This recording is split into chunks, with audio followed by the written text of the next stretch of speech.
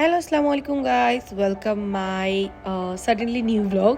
আমার প্রত্যেকটা ব্লগই সাডেনলি হয়, এই জন্য আমি সবসময় এটার সাথে মেনশন করি সাডেনলি নিউ ব্লগ।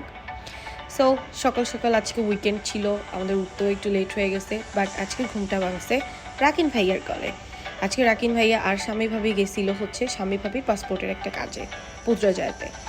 তো ফোন দিয়ে ভাইয়া বলতেছে নিচে নামো, আমরা একটু লাঞ্চ করতে যাব সবাই মিলে।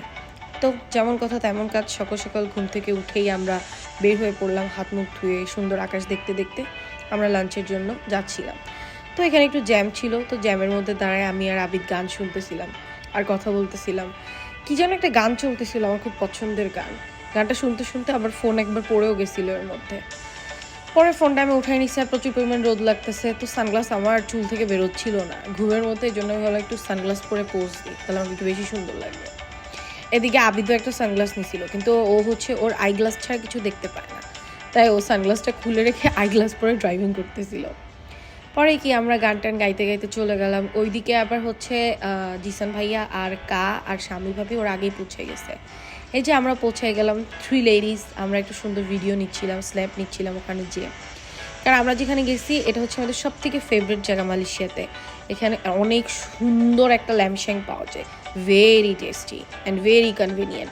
এই পুরো ট্রিটটাই আমাদেরকে দিয়েছে রাকিন ভাইয়া। বিকজ ল্যাম্পশ্যাং আমাদের অনেক পছন্দ, বিশেষ করে আমার আর জিসান ভাইয়ার ল্যাম্পশ্যাং সব থেকে বেশি পছন্দ।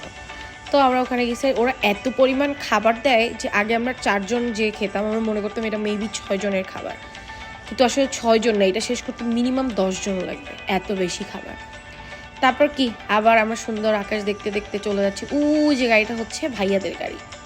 তো আকাশ দেখতে দেখতে যেমন বাসে যাচ্ছি, কিন্তু এত রোদ ছিল মনে হচ্ছিল যে গাড়ির মধ্যেও হাত পা পুড়ে যাচ্ছে।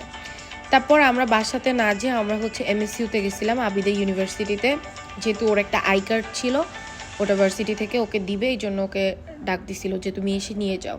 পরে ওর ভার্সিটিতে আমি একটু ঘুরে ঘুরে দেখতেছিলাম।